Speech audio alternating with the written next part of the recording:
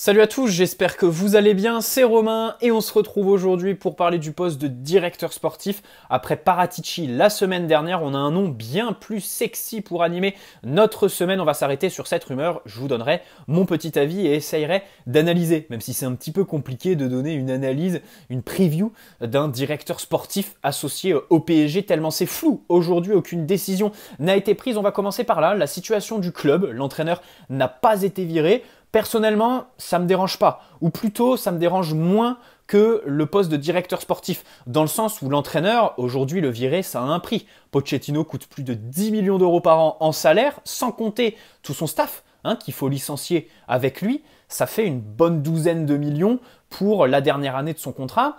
Ensuite, le marché des coachs est assez restreint. À part Zidane, il n'y a pas grand monde de libre. Antonio Conte, pourquoi pas, vis-à-vis de la fameuse option, il semblerait, source peu fiable, mais il semblerait qu'il ait une option dans son contrat avec Tottenham qui lui permettrait de partir dès la fin de sa première saison là-bas. Ça ne m'étonnerait pas de lui qu'il ait mis ce genre de truc.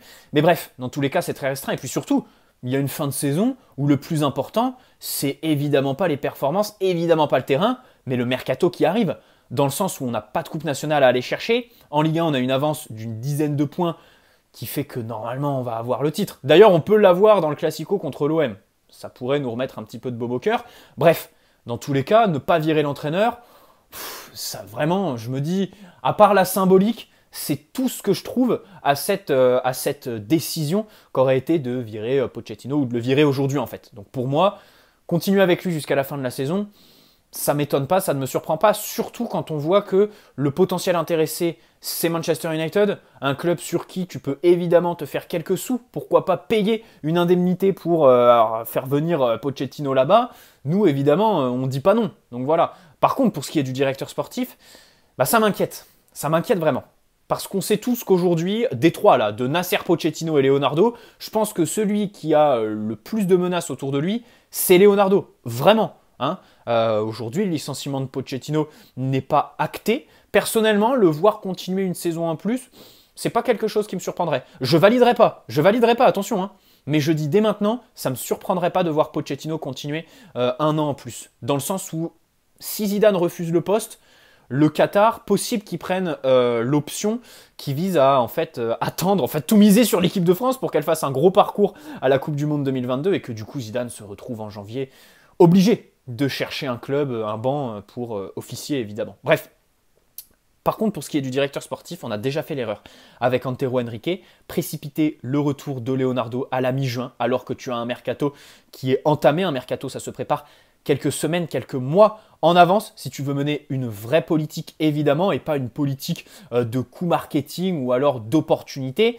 C'est compliqué. Moi, personnellement, j'aurais viré Leonardo dès le lendemain du massacre contre le Real Madrid. Et puis Nasser, j'en parle même pas puisqu'il y a eu une information le concernant. Je crois que c'est quasi tous les médias français qui s'accordent là-dessus. Le Parisien en premier, la décision à Doha est de lui laisser les rênes. Plus de 10 ans qu'il est là, évidemment, il reste. Parce que là-bas, on ne fonctionne pas au niveau des compétences, on fonctionne à la loyauté et ensuite au chéquier. Moi, je trouve que Daniel Riolo, il a raison quand il dit « Oui, mais Nasser, les compétences, c'est facile de les avoir quand tu as un chéquier et que tu fonctionnes avec une puissance financière extraordinaire. » Je suis assez d'accord avec lui. Voilà. À chaque fois, quand il arrive dans les négociations, c'est hop, pour signer le chèque, gonfler, entrer dans la surenchère avec les adversaires. Après, bien sûr, faut pas non plus en être ingrat par rapport à tout ce qu'il a fait, tout ce qu'il a ramené au club, les nombreux joueurs, le prestige, bien sûr. Et puis les résultats financiers, on le voit. Le centre d'entraînement à Poissy, c'est extraordinaire. Les maillots, d'ailleurs, j'ai un chiffre à vous donner sur les maillots, c'est le Parisien qui l'a sorti ce matin. 60% des ventes maillots en boutique du PSG cette année, c'est Lionel Messi. Ce sont des maillots floqués Lionel Messi. Les prestations sur le terrain, tu peux revenir dessus. L'investissement aussi, mais alors en termes marketing, c'est extraordinaire. En plus du fait que dans les partenariats, il te met très très bien. Tu t'ouvres à un nouveau marché, l'Amérique latine, l'Argentine et tout ça, parce que là-bas c'est un dieu. Et en plus, évidemment, les partenariats, ils veulent son image, ils veulent acheter son image à travers évidemment un contrat avec le PSG. Bref, dans tous les cas, Nasser devrait rester en poste. Et ça, je trouve que c'est vraiment un scandale. Pour moi, c'est le premier à virer. Pochettino, mais Pochettino le virer, c'est une formalité. C'est une formalité. Et de l'autre côté, on l'a vu avec Tourelle, avec Unai Emery, avec Carlo Ancelotti, qui sont d'ailleurs 3 coachs qui se retrouvent en quart de finale de Ligue des Champions. On l'a vu que c'est pas la solution de virer le coach. Si, c'est une solution, mais pas la première solution et pas l'unique solution. Virer le directeur sportif, bon, on l'a vu, allez, ça peut redonner un petit souffle par moment. Mais sinon, rien de bien fou, hein. Rien de bien fou. Voilà. Et évidemment, virer le directeur sportif, c'est une chose. Son remplaçant, c'en est une autre. Encore une fois, vous savez que je suis un partisan de la suppression de ce poste au PSG et d'un entraîneur-manager sur le modèle anglais, tout simplement. Voilà. Wenger est trop vieux pour ça, c'est dommage parce que quelques années en arrière, j'aurais foncé sur Wenger dans ce rôle de manager un petit peu comme Arsenal. Et aujourd'hui, je suis pas sûr que ça l'intéresse parce que il commence à se faire vieux le garçon. Hein. Bref, dans tous les cas, Nasser va rester. Déjà, il y a les résultats en fait. Voilà, ça fait 10 ans qu'il est là, le club n'avance pas trop. Ensuite, il a pris du recul. En termes de communication, le mec ne parle plus. Il arrive juste au mois de juin pour faire les résultats que les signatures que Doha attend. Hein, Lionel Messi l'été dernier, Sergio Ramos, boucler quelques coups qui vont faire plaisir à l'émir, aller dans son sens, le brosser dans le sens du poil, mais c'est tout. Oh, tu le vois en tribune, il vient au camp des loges à chaque fois la veille de match de Ligue des Champions, mais c'est à peu près tout. Mais il n'y a pas que ça. Le fait qu'il se retire, ok, c'est délibéré. Vous pouvez vous dire, c'était une bonne décision, donner plus de pouvoir au directeur sportif. C'est vrai qu'avec Antero Henrique, les deux se marchaient dessus et en plus du conflit avec l'entraîneur, tu avais un conflit président-directeur sportif. Il a donné les clés à Leonardo. Si Leonardo avait les compétences et avait bien marché, ça aurait été un choix payant. Mais le problème, c'est qu'à côté de ce choix délibéré, je ne peux pas m'empêcher de le critiquer. Parce que tu sais qu'il a des problèmes avec la justice, le garçon. Qu'il est au tribunal tous les 4 mois. Qu'il a des rôles au sein de l'UEFA. D'ailleurs, c'est honteux, son histoire d'arbitrage, son histoire d'arbitre à la fin de Real PSG. En tant que président du PSG, bon, c'est marrant, tu peux en rigoler. Par contre, en tant que membre, je crois, de l'ECA ou un truc comme ça, ou président carrément de l'ECA, je crois, c'est honteux. Tu vois ce que je veux dire? Et en plus, il a un poste à Beansport. Bref, le mec, il est overbooké. À un moment donné, s'il a plus la place pour être président, nommez Jean-Claude Blanc. Le seul dans cette direction, dans cet organigramme avec le jardinier, qui vaut quelque chose, qui est irréprochable, qui a tout bien fait, tout simplement. C'est vraiment un homme remarquable, Jean-Claude Blanc, et ça, on cessera de le répéter. Bref, voilà un petit peu ce que je voulais dire. Donc Nasser qui reste, Leonardo qui devrait sauter quand on ne sait pas, et plus les jours passent, plus le timing est mauvais, et Pochettino, on ne sait pas trop. D'ailleurs, ça se gâte un petit peu pour lui, parce qu'il y a des informations qui disent qu'à Manchester United, club qui le voulait, et lui aussi le voulait, eh bien la priorité, c'est plus lui. C'est Erik ten Hag, l'entraîneur actuel de l'Ajax Amsterdam. Donc ça se complique pour lui, bien sûr.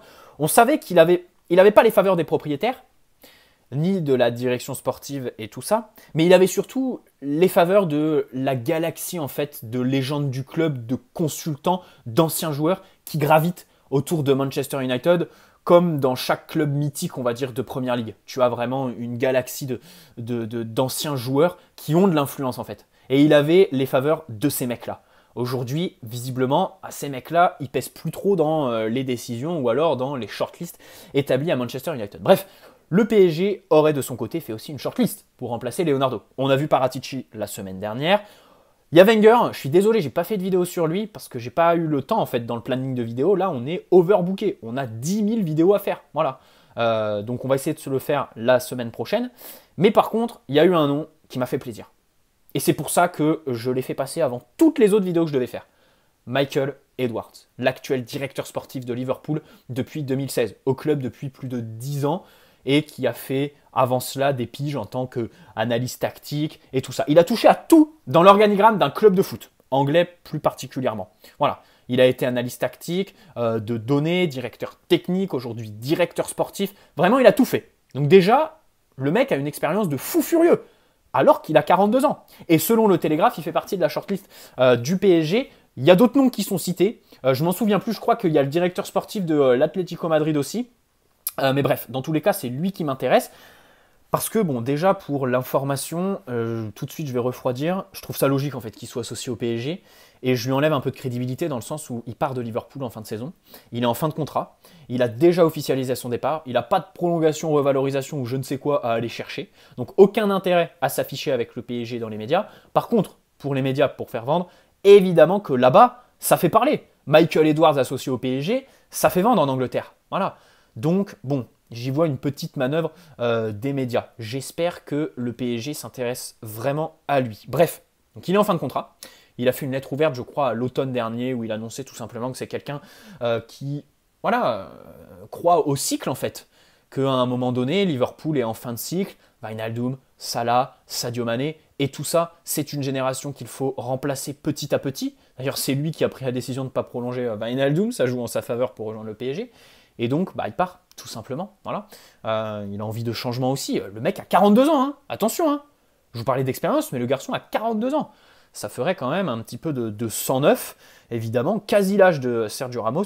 C'est incroyable. Alors, au niveau de ses caractéristiques, en tant que directeur sportif, déjà, j'ai noté qu'il prend très peu la parole. Tu as peu d'images de lui, peu de conférences de presse, peu d'apparitions. Alors là, évidemment, pour faire le lien avec le PSG, tu te dis, si tu as un Nasser qui parle jamais et un directeur sportif qui parle jamais, à un moment donné, l'entraîneur va falloir qu'il ait les épaules. Parce que c'est lui qui va tout endurer vis-à-vis de la presse. Donc il faut vraiment prendre un entraîneur d'envergure. Fini les Tourelle, fini les Emery, fini les Pochettino, si tu fais venir Michael Edwards. Ensuite, évidemment, tu te dis que dans l'espace médiatique, c'est bien. C'est quelqu'un qui va pas foutre le feu, qui va pas mettre des bâtons dans les roues au PSG et se friter avec son entraîneur, comme ça a pu être le cas avec Leonardo et Thomas Tuchel. On sait très bien qu'aujourd'hui, dans un club comme le PSG, la liberté interne, c'est une chose, mais la liberté externe, celle que tu fais transparaître, c'en est encore une autre, tout aussi importante, pour nous et pour les entraîneurs aussi, évidemment. Bref, il a des contacts en Première Ligue et il a beaucoup vendu là-bas. D'abord, c'est un bon vendeur, évidemment. De nom, je vous cite Danny Ings, qu'il a envoyé pour 25 millions à Southampton, et Dominique Solanke, qu'il a envoyé pour 21 millions à Bournemouth. Voilà. C'est à des années-lumière de notre Leonardo, là, hein, dont les chiffres de vente sont gonflés par les pourcentages à la revente que Antero Henrique mettait sous son mandat. Je ne sais pas si vous voyez ce que je veux dire. Hein. Je crois qu'avec Leonardo, tu parles de Mitchell Baker, 7 millions pour le Bayer Leverkusen, et tu as fait le tour. Et encore, le Bayer Leverkusen qui pourrait revendre Mitchell Baker une quinzaine, une vingtaine de millions d'euros en Première Ligue, bien sûr. Parce que là-bas, on a les contacts, hein, on connaît les gens à qui s'adresser. On a la confiance des Anglais. Leonardo, évidemment, là-bas, aucune confiance. Aucune confiance. Il est en train de se mettre tout le monde à dos. Je ne sais pas si vous vous rendez compte quand même. Tout ce qui se dit sur le mercato d'hiver par rapport au dossier d'Inaé Bimbe, à Tottenham, vis-à-vis de Ndombele, tu vois ce que je veux dire? Il se met tout le monde à dos, le mec. Il mène des négociations, c'est du mensonge, c'est du bluff. Il se met les jeunes à dos, il se met ses entraîneurs à dos. À un moment donné, il faut se rendre à l'évidence. C'est quelqu'un qui a l'air d'être détestable, tout simplement. Bref, dans tous les cas, c'est un bon vendeur. Donc ça, c'est quelque chose de très important. Et surtout, au-delà de ça, il a les contacts en Première Ligue. C'est vraiment le championnat où tu dois envoyer tes indésirables, où tu feras de bonnes plus-values. Même si au PSG, c'est compliqué d'envisager des Sud-Américains aller à des Newcastle ou des trucs comme ça. Par exemple, Keylor Navas, cet été, j'imagine un petit peu que la MLS ou une destination exotique pour lui, quoi. Ou alors un club espagnol. Le problème, c'est qu'il te coûte trop cher, en fait. Il n'y a que l'Angleterre dans le top 5 européen, ou alors un gros club, un très grand club, un mastodonte européen, qui pourrait signer Keylor Navas. Parce qu'il a un gros salaire. Tout simplement. Donc ça, c'est à mettre à son avantage. Ensuite, on passe au gros du gros. Voilà, les joueurs qui te viennent en tête quand tu penses à Michael Edwards. 2016, ça coïncide avec l'arrivée de Jürgen Klopp, ça coïncide aussi avec le retour en force absolue de Liverpool sur la scène européenne, avec pour destination finale la Ligue des Champions, la victoire en Première Ligue, tout simplement. Voilà, tout ça, c'est grâce à Michael Edwards, mais on va nuancer tout ça après. Salah, Alisson, retenez bien, Salah, Alisson, il va aller chercher en Italie. Mané, il le prend en Angleterre. Okay, Firmino, Matip, il va aller chercher en Allemagne. Et enfin, Fabinho, celui-là, il nous parle, Fabinho, bien sûr, hein, il va le chercher en France. Est-ce que vous constatez quelque chose? La colonne vertébrale de l'équipe, il est allé la chercher aux quatre coins de l'Europe. Voilà, c'est quelqu'un qui est capable d'acheter n'importe où. Il a aussi vendu en Russie, au Zénith Saint-Pétersbourg par exemple. Il achète partout, et ça, c'est un bon point. C'est vraiment quelque chose de très très bon. Quand on sait que Leonardo se limite un petit peu au marché italien, même si c'est un peu faux. Leonardo, il se limite tout simplement à ses contacts, en fait. Tu vois ce que je veux dire? Alors, Mino Raiola, par exemple, tu vois, lui, de toute façon, il veut faire payer les copains. C'est tout l'enjeu, c'est le point névralgique du prochain directeur sportif, en fait. T'as beau citer tous les noms, le meilleur directeur sportif du monde, tout repose sur le fait, sur la question qui vise à dire, est-ce que le prochain directeur sportif va être là pour le PSG, va rester fidèle à lui-même, ou est-ce qu'il va abandonner ses principes et être là justement pour s'en foutre plein les poches, se gaver lui et ses potes, mettre des commissions partout sur ses potes agents et du coup privilégier certains joueurs qui sont dans le portefeuille de ses potes, tout simplement. Bref, Michael Edwards n'a rien montré de tout ça jusque-là. Le PSG est un club à part, donc évidemment on peut l'envisager. Donc ça représenterait vraiment un vrai tournant en termes de politique sportive. Il est jeune et il recrute jeune aussi. On sait tous que le PSG ces derniers temps, c'était recruter des vieux avec des statuts. D'ailleurs, tous les recrutements de vieux et tout ça, c'est vraiment un petit peu à l'initiative de Nasser. C'est ça qui me fait un petit peu douter. On peut se poser des questions sur les interférences entre Michael Edwards et d'abord le prochain entraîneur. Qui sera-t-il? Est-ce qu'il pourra choisir son entraîneur? Est-ce qu'il se verra imposer Zinedine Zidane? Antonio Conte par exemple, je vais faire une vidéo sur Conte très prochainement parce qu'il a été associé au club de bonnes sources italiennes. Et surtout avec Nasser en fait. Parce que Edwards, il va vouloir un petit peu virer les vieux et surtout pas en recruter. Alors que Nasser, lui, ces derniers temps, dès qu'il voit un mec de 35 ans qui a plusieurs Ligues des Champions dans le bagage et évidemment qui est capable de vendre des maillots, boum, allez hop, il sort le chéquier, 10 millions par an, tu viens. Ça va être compliqué. C'est ça que j'ai un petit peu peur, les interférences avec la direction et les coûts marketing compulsifs, évidemment, qui caractérisent cette fameuse direction. Le contexte avec l'entraîneur, j'en parle pas, vous savez tous ce dont à quoi je fais référence. Et sa réussite avec Liverpool est un point de nuance pour moi aussi. Parce que là-bas, c'est pas une réussite individuelle. C'est pas l'architecte numéro 1, quoi.